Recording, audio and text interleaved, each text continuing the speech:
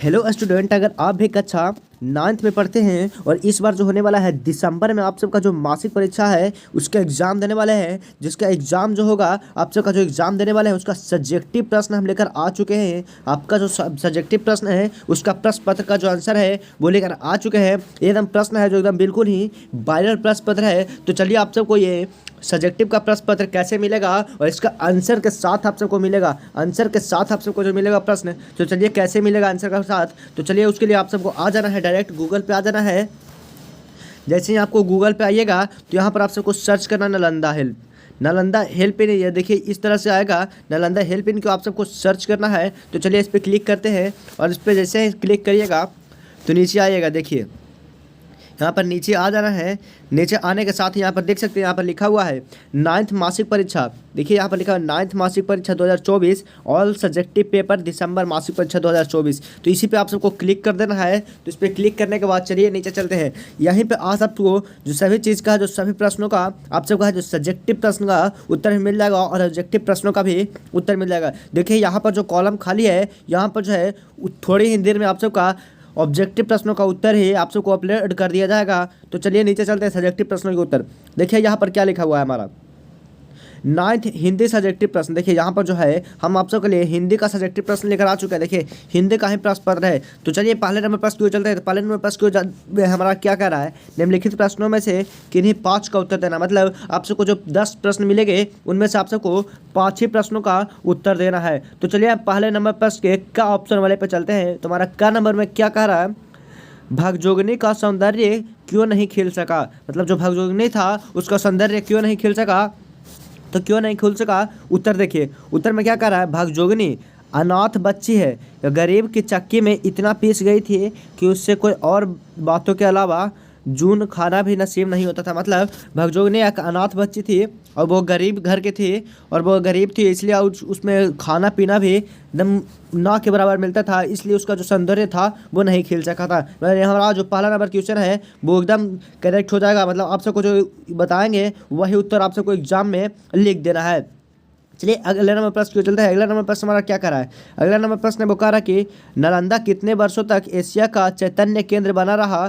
तो नालंदा तो जो था हमारा कितने वर्षों तक एशिया का चैतन्य केंद्र बना, मतलब कितने दिन तक हमारा चैतन्य केंद्र बना रहा।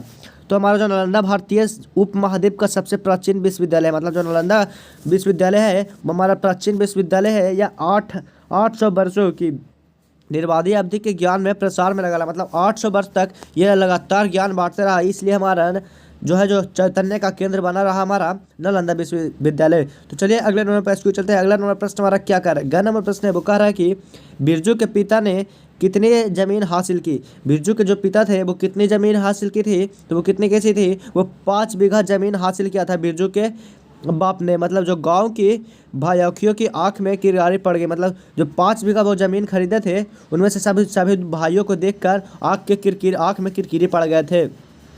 उन्होंने बिरजू के पिता ने 5 बीघा ही ज़मीन खरीदी थी। इससे ऑब्जेक्टिव प्रश्न भी बन सकता है कि बिरजू के पिता ने कितने बीघा ज़मीन हासिल की थी, तो 5 बीघा की थी। चलिए अगले नंबर प्रश्न को चलते हैं। अगला नंबर प्रश्न हमारा 4 नंबर प्रश्न है वो कह रहा है कि रैदास ईश्वर की कैसे विभक्ति करते थे। रैदास ईश्वर की कैसे विभक्ति करते थे। तो रैदास है जो खुद ईश्वर के दास के स्वरूप मानते थे और उनकी भक्ति मालिक और दास के रिश्ते के समान थी।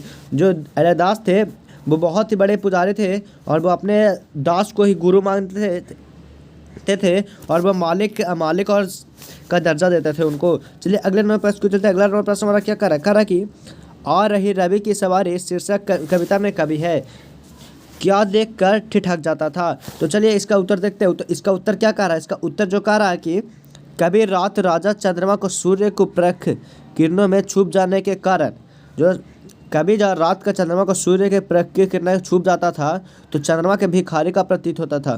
चंद्रमा उससे भिखारी सा प्रतीत होता था, उससे ऐसे पास अपना प्रकाश का नहीं था, इसलिए जो है देखकर ठिठक जाता था। मतलब जो चंद्रमा के पास प्रकाश नहीं है यही देखकर वो ठिठक जाता था। चलिए अगले नंबर प्रश्न को चलते हैं। अगला नंबर प्रश्न हमारा क्या कर रहा है, अगला नंबर प्रश्न हमारा कह रहा है कि टॉलस्टॉय के परिवार में चित्रकारी का शौक किन्हें नहीं था। तो टॉलस्टॉय के परिवार में चित्रकारी का शौक प्योदार पोत्रिविचिक टॉलस्टॉय को था। मतलब जो इनका जो था इन्हीं को शौक था।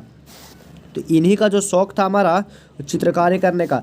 तो इस तरह के वायरल प्रश्न पत्र जो सब्जेक्टिव प्रश्न देखने के लिए हमारे चैनल को सब्सक्राइब कर दीजिए और बेल आइकन को दबा दीजिएगा और वीडियो को लाइक कर दीजिएगा, ताकि आप सबको इसी प्रकार के वीडियो मिलते रहे सब्जेक्टिव प्रश्न। और आप सबका साइंस का जो सब्जेक्टिव प्रश्न है वो यहीं पर आप सबको मिलेगा। साइंस का जो वायरल प्रश्न पत्र है उसका भी सब्जेक्टिव प्रश्न वो हम लोग अपलोड करने वाले हैं अगले वीडियो में, तो तुरंत जाकर साइंस वाला वीडियो को भी देख लीजिएगा।